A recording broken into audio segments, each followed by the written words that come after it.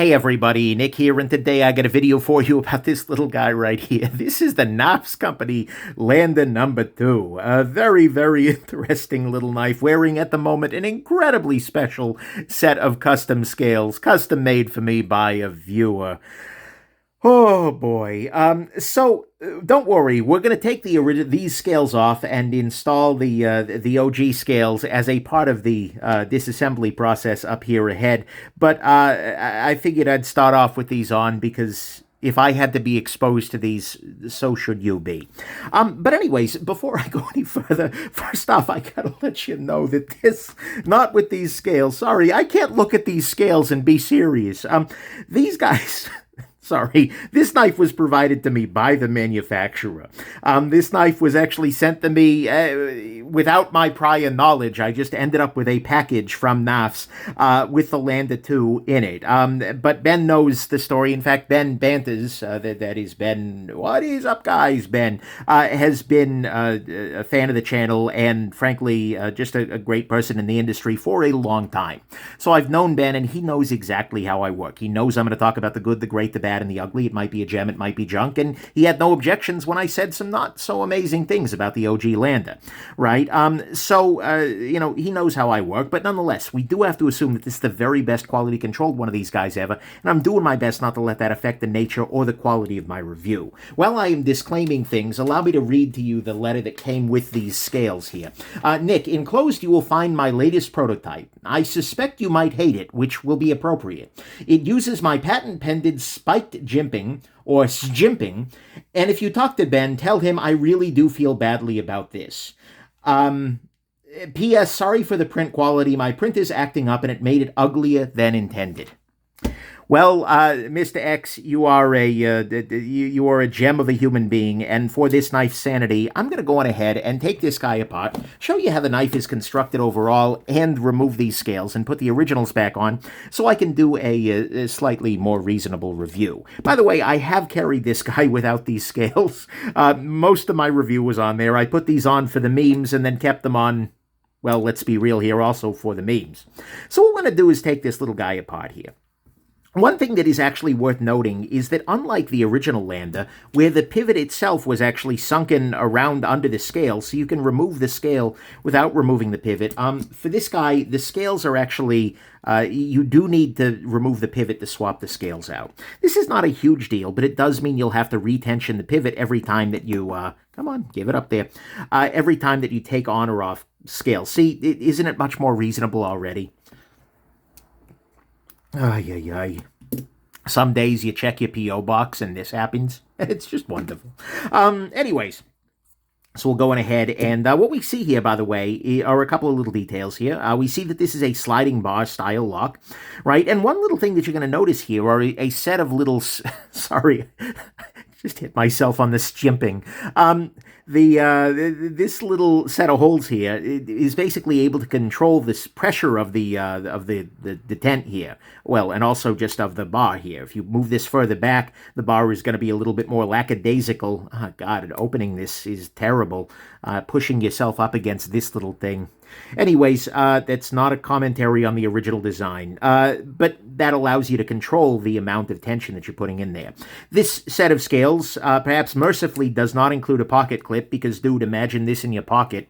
But what we're going to go on ahead and do is just remove the other side here, and this is actually using more of a bushing-style pivot, which is kind of interesting. And it's also worth noting that all of the external screws on this guy are using T8 Torx, which is a very, very nice thing. It's always nice when you can use just one screwdriver in order to do things, and T8 is right down the middle of the road. Try and get this off. These scales just don't want to give up. I mean, can you blame them? Oh, yeah. The scales that just won't quit. Come on, get through there. Yield the pivot, broski. Really? Why is this fighting me? Maybe I just had it knocked and pushed over to the side there. Come on. Out of there. There we go. Good Lord. Okay, so let's make this knife a little bit more normal. Actually, is it worth taking it apart further? Yeah, it probably is. That way we can do the full disassembly. Let's see here. Hey, these internal screws are T8 as well. And so that's kind of nice. So I'm going to go on ahead and take those out of there. And what we're going to see here is that this is pretty well skeletonized. It is a full line of construction, right? So even, all of the areas of the handle are supported with liners underneath, which could be considered a very nice thing. What I'm going to want to do then, in order to keep moving forward, is I'm going to pop this little spring here out of its hole. That'll allow that to kind of move loose, and I'll do that same thing on the other side here. And that'll allow me to take this guy and slide it into this area here, which should allow me to lift the scale off of here. So we are running on bearings here, which is interesting. Come here. I'll take this guy all the way apart here. So we are running on bearings here rather than phosphor bronze washers. That's not a problem necessarily. It's just a fact about the knife here. I can pop that open. And it also feels like it's been greased rather than oiled, which is interesting. Or maybe that was just some other kind of situation. But there is definitely a lot of grease on this guy to start with. That could just be remnants from the factory. But alrighty. One of my questions, this is a bushing style pivot here, right? There's a fixed length thing. One of my questions is, what happens if I tighten this all the way down? Is it just going to be the perfect tension, or is it going to be a train wreck, right? A really well done bushing style pivot means that you'll just tighten the pivot completely and the knife will move very smoothly. This is the case on, for instance, like the Shabazz, but usually there's an external collar around. We're going to see here, I kind of suspect it's going to be more like the Spyderco PM2, where you can, in fact, over-tighten the pivot still if you wanted to, but yeah. So it's not a problem either way. It's just a question that one has when you look at something like this. Fair amount of gunk on the inside of this guy. Not a problem. That's why I'm here, so to speak. But yeah. Come on, pop on out of there. We do see, by the way, that there is a D shape on this side of the pivot, which allows the pivot to not spin freely, which is important if you have to unscrew things from both sides. Otherwise, you're going to have a very bad time of things. We also see that there are D shapes on both this side and on this side, which makes it so that none of the screws will be free spinning, which is great. Then actually, let me go ahead and clean this guy off. This appears like it's been greased pretty heavily. So let's degrease that. That might not actually be grease. That might just be oil with the coating wearing off, but I'm not 100% sure. And regardless, I'll clean it on up and re-oil it myself. So this Axis style lock is, ever since the patent expired in, well, any number of years ago now, I'm feeling quite old. Well, always, constantly. I just balded a little bit saying those words. Anyways, but I am feeling a little old and realizing that that is no longer a novelty, that patent is gone. But still, this is now becoming a very common style of lock that we see in the pocket knife world. Okay, so let's put this guy back together. We have everything fully apart here. What I'm going to do is I'll start by installing the pivot here. And I'll put the D shape of the pivot. Is that a little burr on there or just an optical illusion? Or is that a cutout? It actually looks to me, here, I'm going to zoom in a little bit. I'm going to try and zoom in a little bit. Yeah, look at that. Sorry about my fingernails. You can see that actually it looks like it broke through a little bit when milling out that D shape. I don't think that's a problem per se, but it is kind of an interesting little detail. I'm wondering... No, they don't include a separate bushing. They do actually have a... Oh, sorry, I'm still hyper-zoomed in. Let's pull that on back. Here, perfect. All right, they don't actually have an extra pivot bushing in there. So, whatever, not a big deal. I'll go ahead and I'll just drop this back in there. And I won't be able to secure it from the other side yet because well, I'll need to have the scale on there first. Would that be dumb? Actually, that wouldn't be dumb. Well, no, that would be very dumb. So my thing is, well, should I install a scale here so that way I can secure the pivot? But then that would make it impossible for me to reinstall the lock here. So what I'm going to go on ahead and do is use some 10-weight knife pivot lube here. 10-weight, sorry, the OG knife pivot lube. I could use 10-weight nano oil. That would work too. And so I'm putting a little bit of knife pivot lube on the bearing surface there, as well as on the pivot bushing itself. Go ahead and drop a bearing on there. Get that in there. Rotate, rotate. Go ahead and drop on a blade. Put a little bit more lubrication in there because I am X on Shabazz. And we'll go ahead and rotate, rotate. Yeah, there we go. It does... Yeah, actually, it may be right about where it needs to be. Okay, next step is going to be to... what is my next step going to be here? Well, obviously, I'm going to need to install the axis bar. Can I do that with the blade installed? I believe so. Am I doing this the right way? So there is a correct orientation, and it needs to go in with these omega springs, basically going towards the back. So let's see if I can do this. Whoop, well, that'll work. Did I screw that up already? No. Hey, nice. So then this omega spring needs to go through this side. Come on, get in there. And then this half of the barbell needs to go through the other side. Damn it, I pulled the omega through. Okay, you know what? I'm going to go the other way. Here. I'll start on this side. That's probably more wise. That way this side is through. Now what I can do is try and do this. Am I in the right orientation still? Potentially. Yeah, okay, so I got that there. But I need to move this down in order to be able to... And there it came back through, but that's okay. Now I'm slid in there, and now I have... Okay, good. So now what I have is the omega springs are on the proper sides, right? And in fact, I'll even go ahead and install that side, just temporarily for the moment. And this is actually holding the knife together, right? Because there's a collar on this side and a collar on this side. So let's go on ahead and pop these screws in the back in. And this should be the level of disassembly you need to, for instance, swap a scale over. Take something incredibly cursed off your knife. I don't know whether the gentleman in question who sent me those scales is willing to make more of them. I sort of hope he is not, just for the world's sake, but also, oh my god. Oh my god. So, but we'll go on ahead and put some more normal scales on there and make the world feel a little bit better about itself. And our next step is going to be to tension the lock springs here.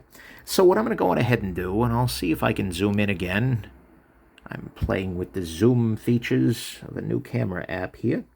I'm going to use this. It's actually a watch spring bar tool, but it can be very useful for situations like this, where I'm trying to hold a little fiddly spring and push it in a direction. I believe, yeah, okay. I remember that this was in the second hole in terms of tension when I got it, and I'm going to go on ahead and assume that works, and I was fine with the action as it was out of the box, so that's good. By the way, these omega springs are a consumable part of any Axis-style lock, right? That is a thing that you've got to keep in mind, and that is good that they include a second pair of them, right? That should be a thing with every Omega-style spring, right? But anyways, let's zoom ourselves back out here. There we go. There we go. So it's nice that there is a second pair of those, especially although I would hope very much that Knafs is around for a while. And by the way, it is actually spelled Knafs, K-N-A-Fs. Fs. Yeah, that's how you spell the FS right there. Anyways, so it is nice. I hope they're going to be around, but it's nice that they give you that option just in case there is some tragedy that befalls them in the future, so that your NAF is not unserviceable. Okay, next step is going to be to pop some scales on there. This guy should be here. The reason I say that is because this does not have a plate in it for the opposite side. This is a fully ambidextrous knife. Sorry, misspoke. Fully ambidextrous Knaf, and so as a result, you can swap the pocket clip to the other side, and because it has, you know, all of the hardware is on both sides, the bar is on, it's really nice that they've, nice that they've leaned into that. Okay, let's grab my thread locker on a stick, and by the way, if you're curious about any of the tools I've used for this disassembly, go on ahead and check out nickshabazz.com/tools. and it will be way easier to find those tools than it was for me to keep a straight face through an introduction to a video staring at this. By the way, I'm sorry, I forgot to show you the worst part. I'm going to take a very powerful flashlight off camera. Anyways, the real question is, do I put them back on later? Just that way every time Ben sees his creation. Anyways, no, I like Ben. I shouldn't do that. So, we're going to go on ahead and put those two on. I could put the clip screw on. Yeah, I might as well just throw the clip on here at this stage. Here is the clip, which I'm sure the Knaf is very happy to see. Where are my clip screws? Here is one of them. Is that? Oh, that's T6. Okay. Let's go on ahead and pop this in here. It is, by the way, a countersunk clip screw. Like, if you take a closer look at it here, you can see the very head of it like goes down into that so that there's no screws sticking up above there. I mean, Ben is a very conscientious designer. I think that's one of the benefits. You know, Ben Peterson here used to be he was the social media face of Blade HQ for a long time, but has been also in the industry in other forms for a while. He's done marketing work. He's, so Ben knows Knafs. Actually, knives, sorry. But he also knows Knafs. It's his company. But Ben has definitely been around the block sometimes, and it shows, right? It is very, very clear that he has paid a lot of attention as he has spent his time in the industry. Okay, so let's go on ahead and put on the next scale. Is my other side axis spring in? Yeah, okay, good. Sorry, sliding bar spring. Let's go on ahead and pop this scale on there. I'll put in the center screw just to make my life... Nope, that's T8. Put in the center screw to make my life a little easier here. Did I lose? Oh, no. It just blends in with my background there. So, on the whole, my perception of the knife is that it is just a world better. Actually, I should save that for the end, I suppose, but, well, you're all here anyways. I really think this is a way better effort than the original Lander. I feel like the factory really screwed them over for the OG Lander. They could have really done a better job on that piece. And these are T6 again. Makes sense. It's the same screw as on the other side. But this feels like the way that the OG Lander probably should have been done. Mind you, it is more expensive. Right? This is not a particularly cheap knife, but this is definitely better done. This feels like a knife that has been made to a good quality standard, whereas the original one felt like it was one that was being made by a factory that was really trying hard not to have good quality standards. That said, some people got very nice ones, and it's a fine little piece, but it just didn't impress me in terms of quality, whereas I think this one really does. Is there? Nope, no problems. Okay, beautiful. So we are put back together. Oh, boy, that's running nicer. Well, I probably just feel that way because I'm no longer having the horn of a dragon stabbing into my hand. Anyways, exerting dragon force on my palm. Anyways, moving on. Through the fire and flames of my bad jokes, we will carry on. All right, so what do I think about the knife? The Knaf. The Knaf here is, it's quite good in a lot of ways, right? There were a lot of things that I very, very much appreciated about it. It is staying to a relatively more budget price point, and I hate saying that $120 is going to be budgety in any meaningful way here in the 2023, almost 2024, that this is being filmed in. That's, says a whole lot about the world we're in. But at the same time, it's $130 rather than $120. But at the same time, that's a price that is going to be doable for a whole large number of people. Sorry, I'm just adjusting my, pulling up my review for this guy. So I do very much appreciate the fact that he's trying for a price point that isn't astronomical, right? Right now, the vogue is to have your stuff made by some overseas factory and charge $350 to $400. That would have been, well, bad. And here it generally is, unfortunately. But that would have been especially bad here. So by coming in at a price point that I think is within realm for a lot of people, and in fact hits some of the price points that used to be very common. Like this is, and I know what you're thinking, okay, let's get you back to the home. But you know, a PM2 used to be around 120, 130 bucks, right? The world used to be different back in my day. This feels like a price that is going to be attainable for a large number of people, even in the world that we are in at the moment. Right, so I do appreciate very much that he's aiming for a lower price point, and frankly, for 120, 130 bucks, this is pretty well made, right? The steel here is S35VN, which is an absolutely solid steel. It works well, and it's been a favorite of many for a long, long time. And the design of it is also quite good. It's relatively plain. It's a little bit on the vanilla side, but at the same time, you know what? It works. It's an absolutely fine little knife in that regard. And, you know, overall, the ergonomics of it are pretty good. It feels nice in the hand. I got no real complaints about that. The clip on it is very nice. And like I said, it is not only a deep carry clip, but it has the flush screws, which makes it so this works well and slides up onto pretty much any pants, which is a beautiful thing. One thing I forgot to mention about the blade, actually, is this does come down to a relatively thin edge at the tip there, as well as at the base. This is a knife that has been made to cut. And that sounds like it should be all of them, but there are definitely a lot of knives, and especially as you get towards the lower end of the market, that tend to be a little bit overmade in that particular sense. So there is definitely that. It is also reasonably lightweight. I mean, it's not the lightest thing ever. Here, let's throw it up on the scale here, and we're going to see that this guy clocks in at around 2.9 ounces for, where is my ruler? Come here, ruler.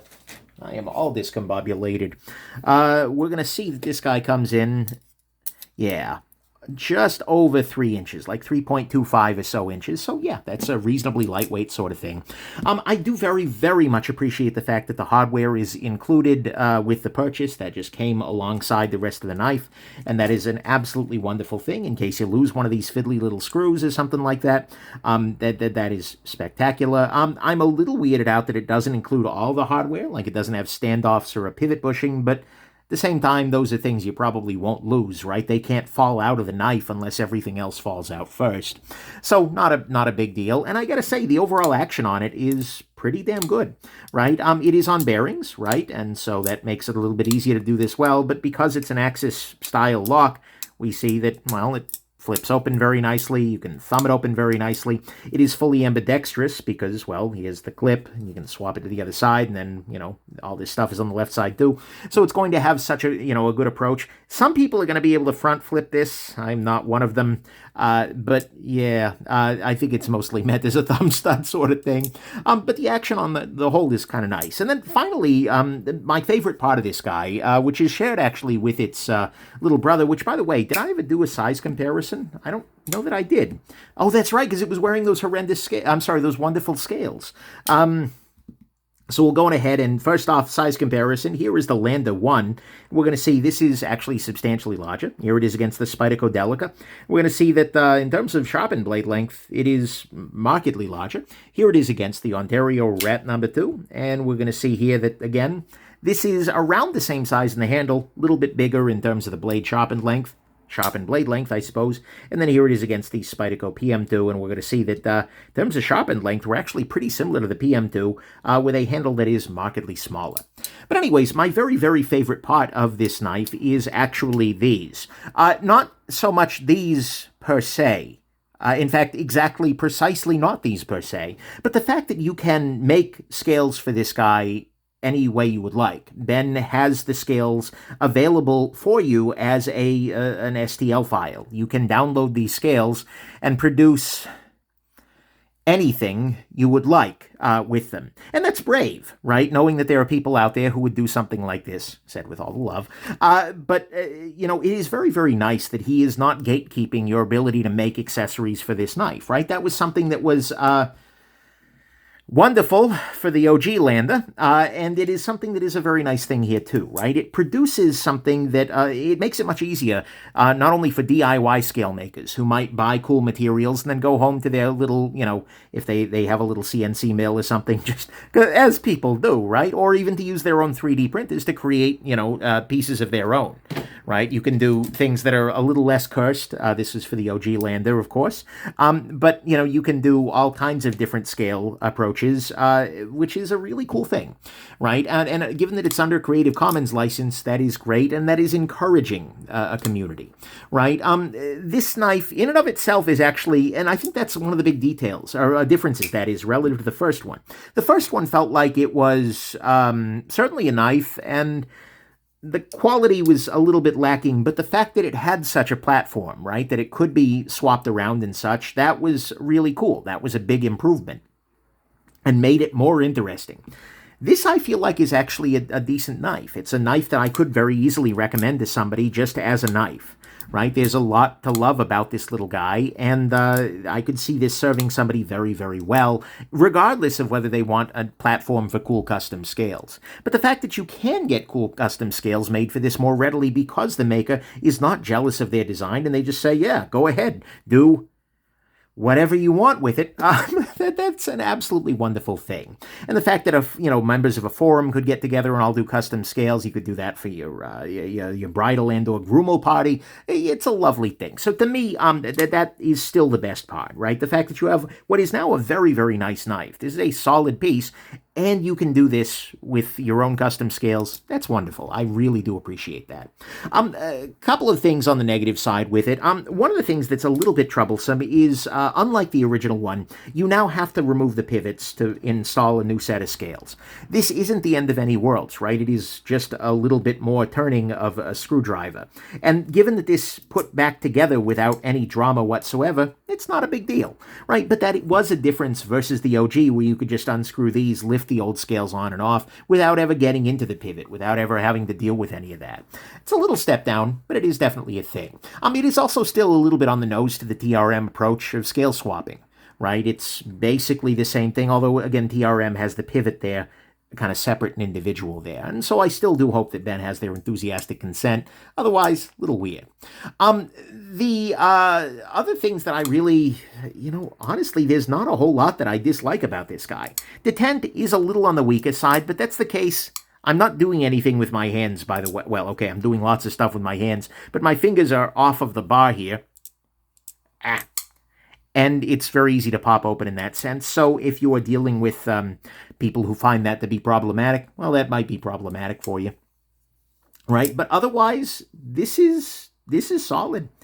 I am a fan of this knife, generally speaking, and it's a knife that I feel like I could recommend to a number of people. And especially as prices go up on some of the mainstays, this actually could become an option just for recommending random people to buy a pocket knife, right? There's a lot of joy in this particular piece, even though the price is a little bit high. And I guess that would be the other thing I point out, which is that this still doesn't, it's still a good chunk of change, right? And given everything is getting more expensive, and $130 does very, very little these days relative to what it used to. And so, at some level, this probably would have been $80 when the PM2 was $120, but it doesn't feel necessarily like the world's greatest value. And it is also going to be made overseas, which is, something that bothers some folks.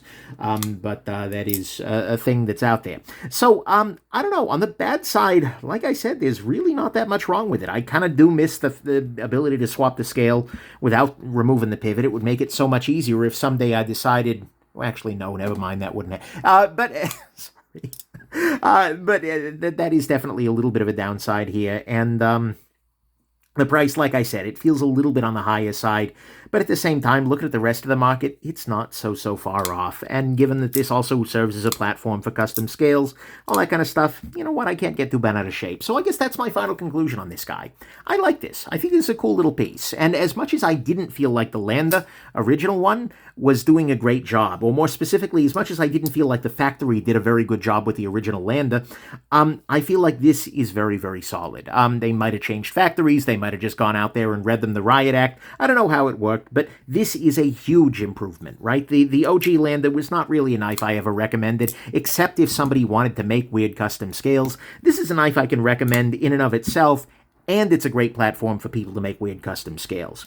So, that's basically how I feel about it. This is a really solid piece, and it happens to have that benefit of being very, very able to rescale. I kind of hope that there is a lander, well, if this was Apollo 11 and this is Apollo 12, actually, Ben, do not make another knife or skip one, okay? I hope that there's an Apollo 14 that's the same basic idea as this guy and made by the same factory as this guy, maybe at this size, because I do like this size a little bit more with my own personal biases. But nevertheless, I do very much hope that there's a slightly smaller version of this lander that comes out in the future there. And, I would love to see more options. I'd love to see more factory first scales. I think this might be cool with some titanium scales on there. Maybe that's a thing that Knafs can do. But on the whole, like I said, I'm pretty impressed. I think even though this one was a little bit of a disaster, at least this particular version, this particular unit that is, this one has absolutely landed. So anyways, hope this has been interesting to you and that you have yourselves just an absolutely wonderful rest of the day, and let's end this on a funny note. Bye now.